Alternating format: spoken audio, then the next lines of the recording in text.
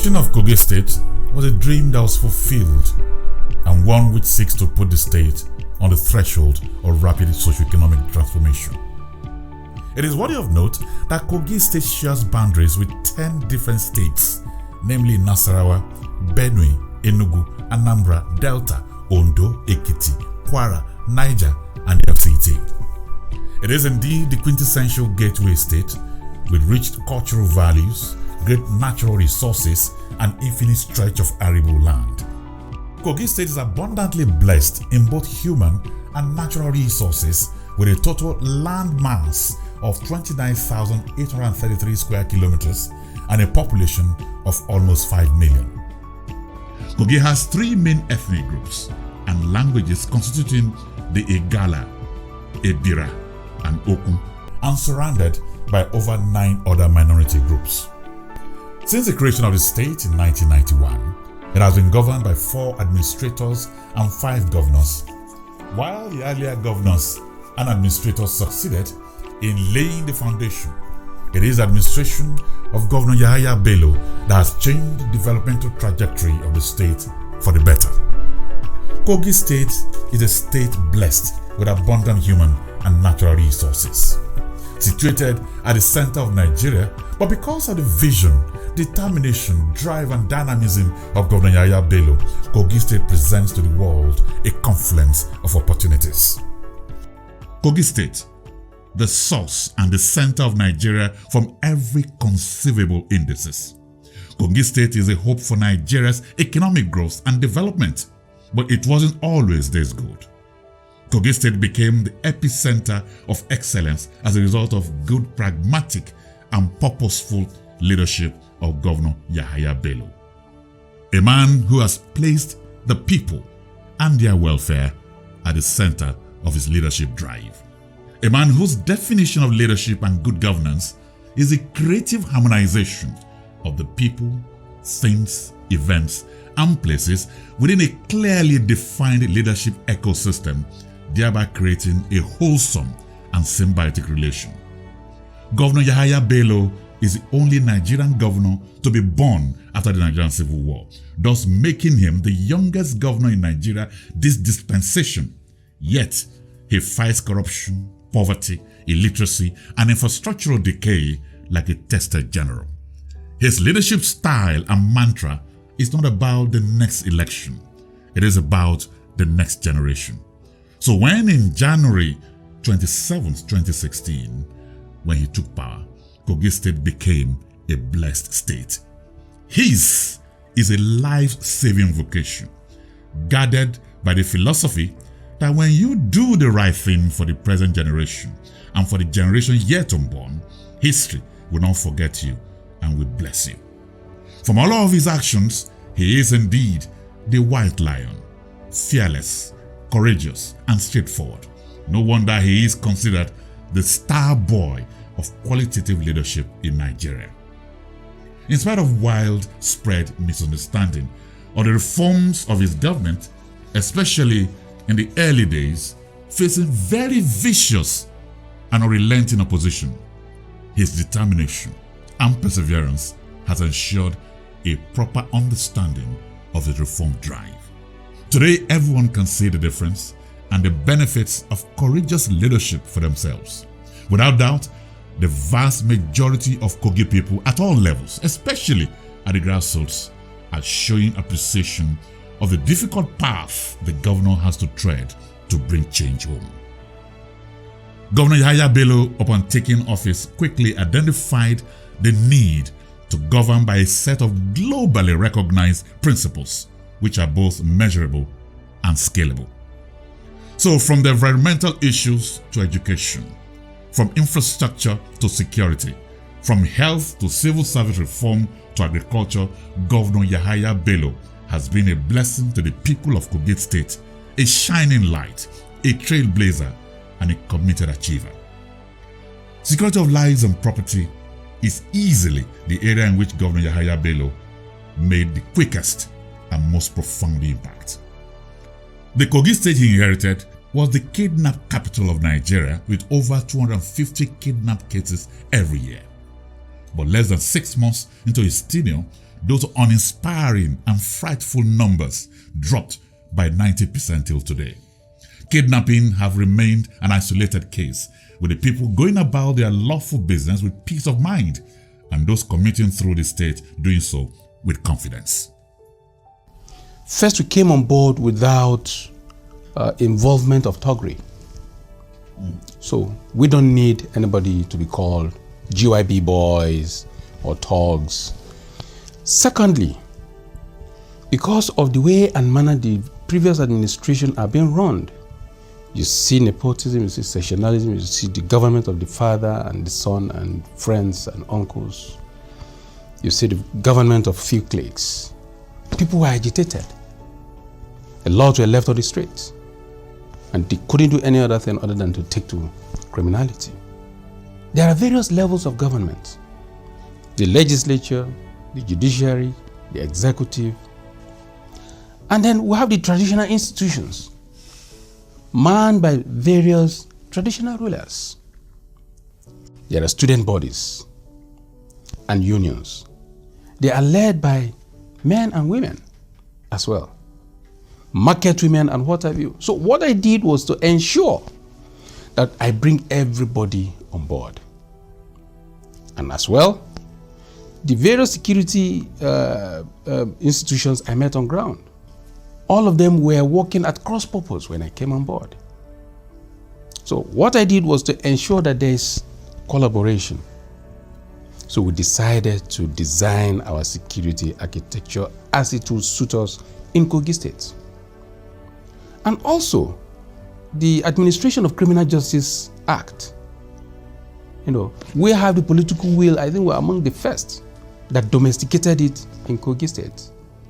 So that gave us enough room to be able to fight crimes and criminality within the ambit of the law.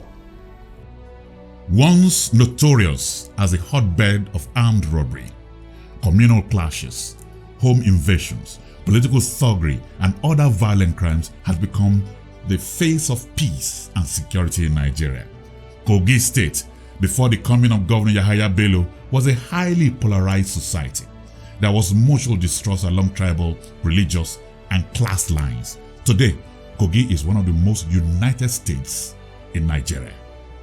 The very first day I was appointed, I began to show the people that I am fair, I'm balanced, and I'm just.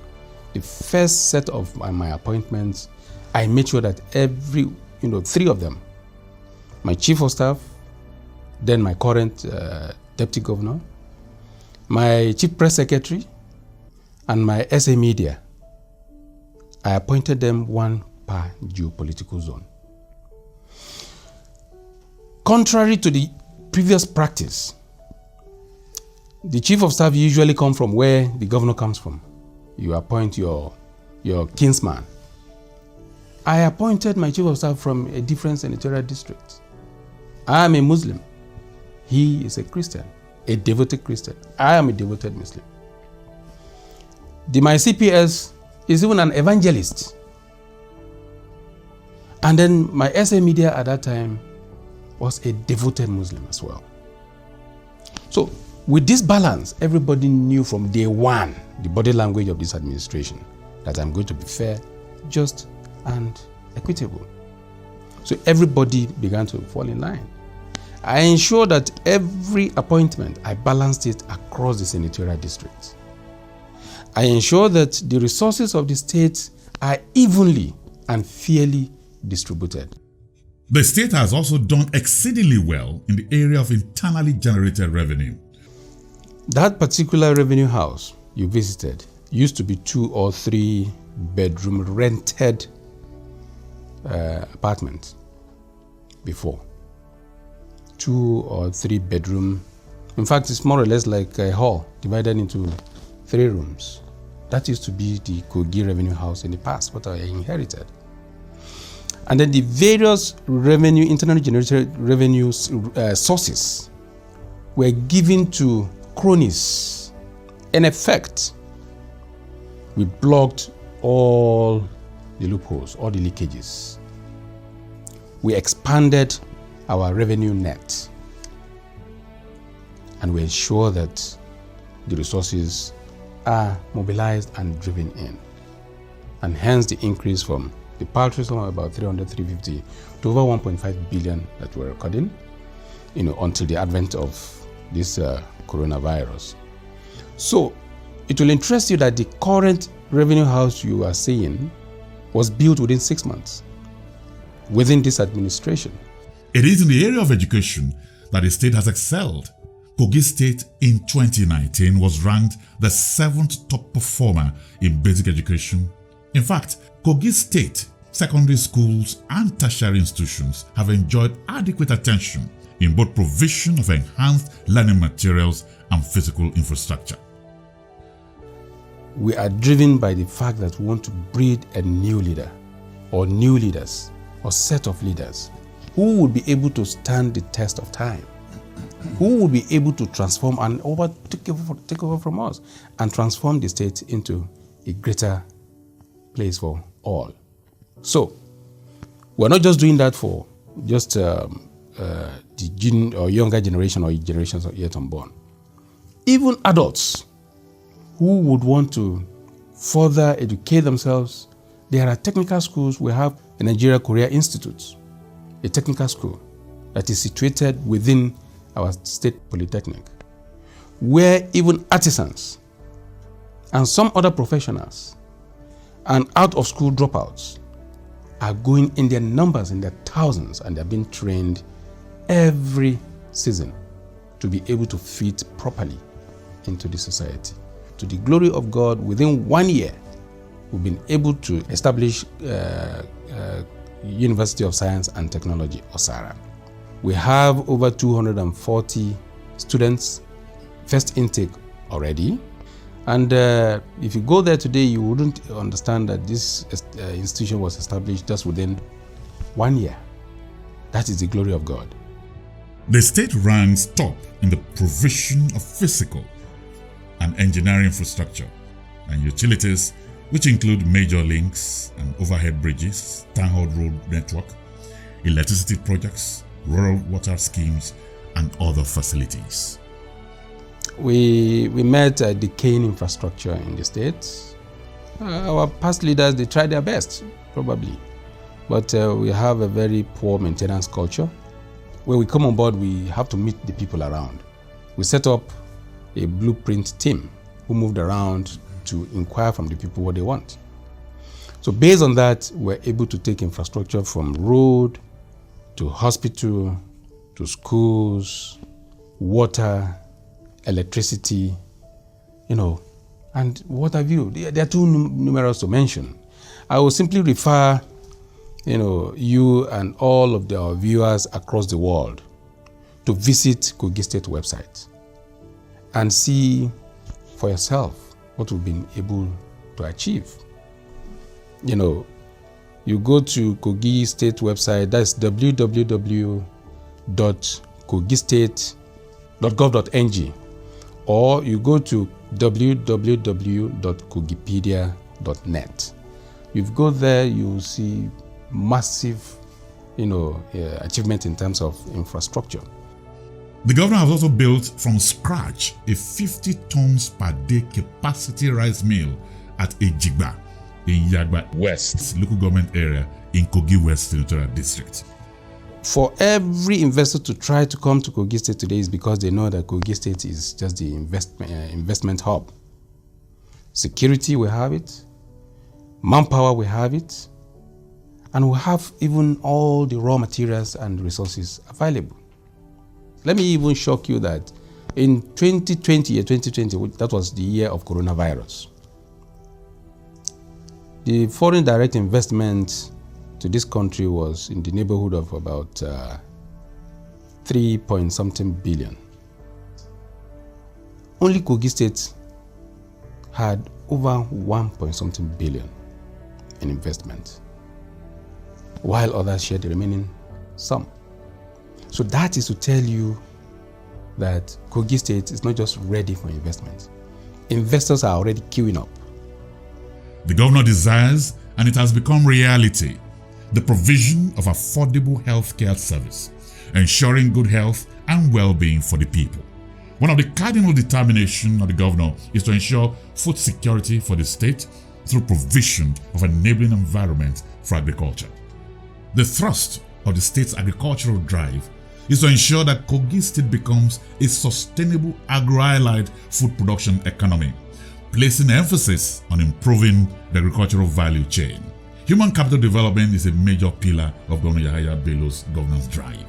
The governor believes that when a government focuses on increasing the number of skilled and productive manpower, both in the public and private sectors, then sustainable economic growth is assured. This is a practice in developed economies of the world, and this is a template that can be used at the national level in Nigeria.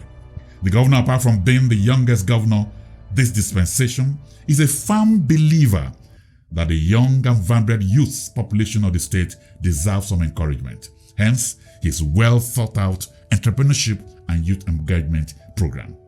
I am a youth governor, they call me, not just because of my age, because I belong to them, one, and I understand the language.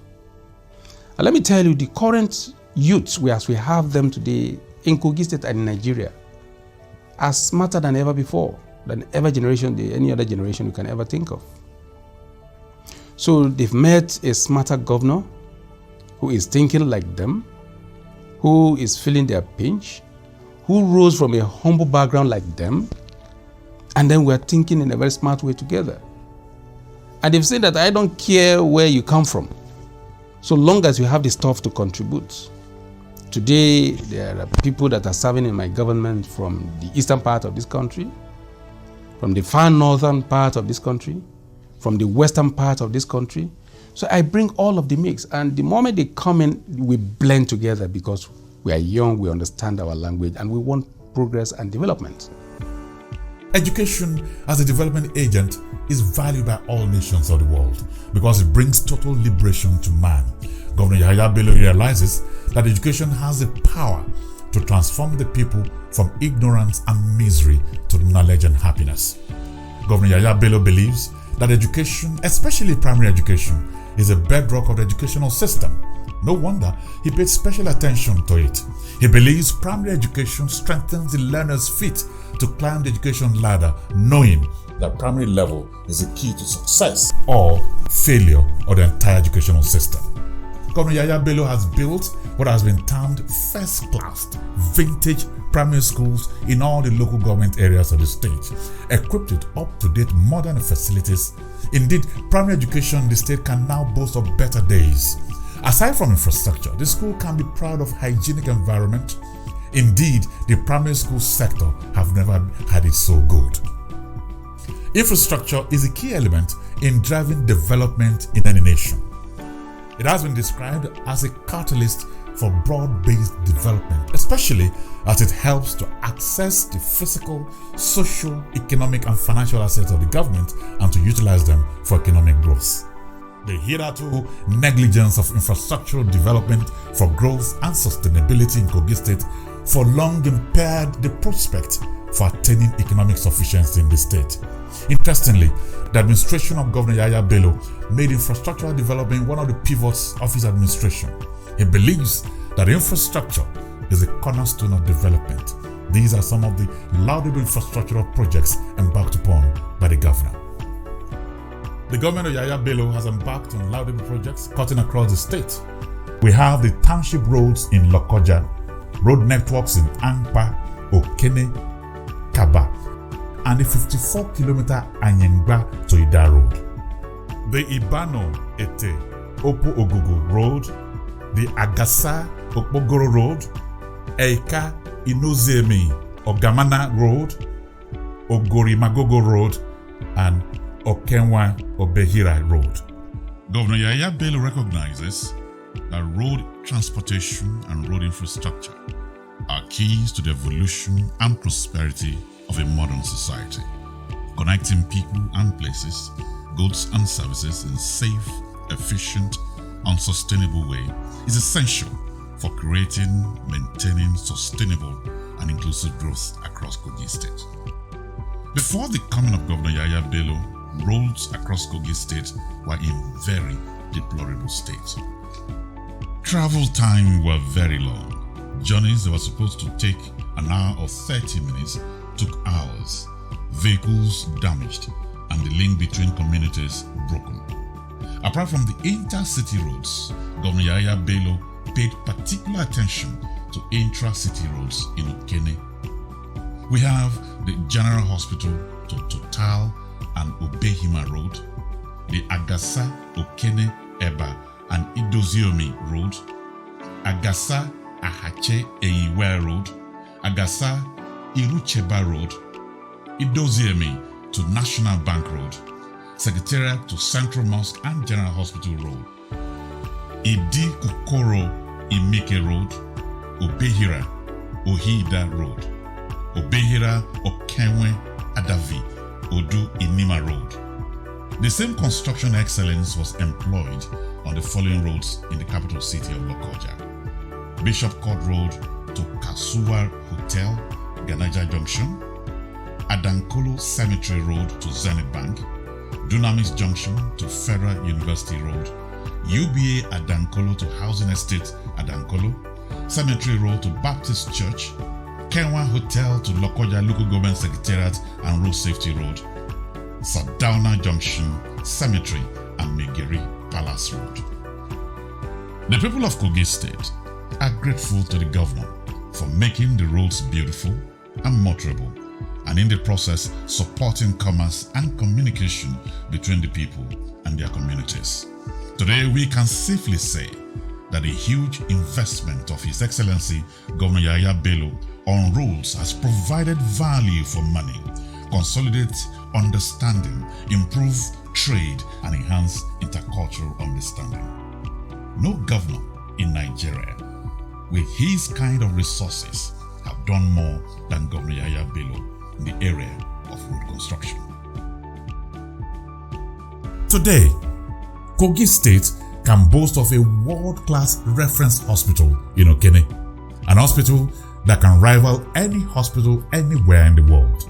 This hospital is designed as part of the measures geared towards stopping medical tourism. According to PricewaterhouseCoopers, in their 2016 report, Nigeria spends over $1 billion annually on medical tourism, with 60% of it on 4 key special areas such as oncology, orthopedics, nephrology, and cardiology. And these are the areas the reference hospital will take care of. The reference hospital is an imposing 300-bed capacity hospital, a reference hospital for the treatment of advanced medical conditions that have been forcing Kogais and indeed Nigerians to go abroad. It has female wards, male wards, emergency wards, surgical wards, VIP wards, VVIP wards. It has a ward for renal ailments and another for dental issues. The hospital is fitted with ultrasound room for scanning, mammography, MRI machine, and hyperbaric oxygen center. It has a 60-seat capacity conference hall, standard seminar rooms with 6 projectors and electronic gadgets. Everywhere in this architectural masterpiece is electronically wired with CCTV cameras, automatic fire extinguisher, and water sprinklers. It has covered walkways because of rain and a robust panel for 24-hour water supply. The sort of massive investment in this hospital is the stuff only great men of vision and big dreams are capable of. With this immense structure, surely tourists will be attracted to Kogi State from far and wide. Kogi State has 838 functional primary health facilities, 54 secondary health facilities, 1,144 registered private health facilities. The state at the moment has 4,216 health workers, 2,012 registered nurses with commensurate medical officers and consultants. In 2016, when Governor Yahaya Bello took over the mantle of leadership, Kogi State had no dialysis center.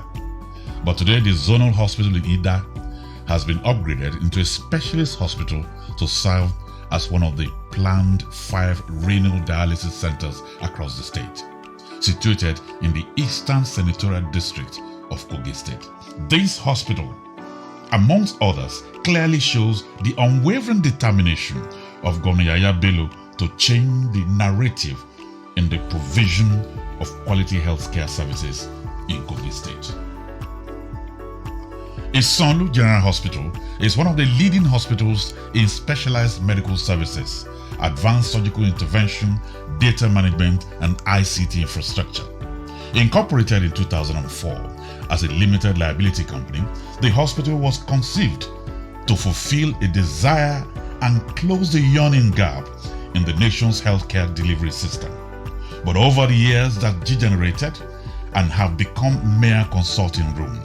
Today, Governor Yahaya Bello has transformed the hospital into an ultra-modern hospital with all modern equipment ready to serve the people of Kogi West. In line with the campaign promise of His Excellency, Governor Yahaya Bello, an ultra-modern general hospital has been built and equipped in Gegu, designed to serve Gegu, Abaji, and environs. The Lokoja Specialist Hospital is a world-class hospital with a vision to maintain the highest standard of medical practice using state-of-the-art structure and equipment to meet the immediate and long-term health needs of the people. But before its remodeling, it was a sorry sight of degradation. It was an hospital with broken down walls, outdated equipment, and very low morale for staff. Look at how dirty and bad it was until Governor Yahaya Bello remodeled it into an hospital comparable to any in the world.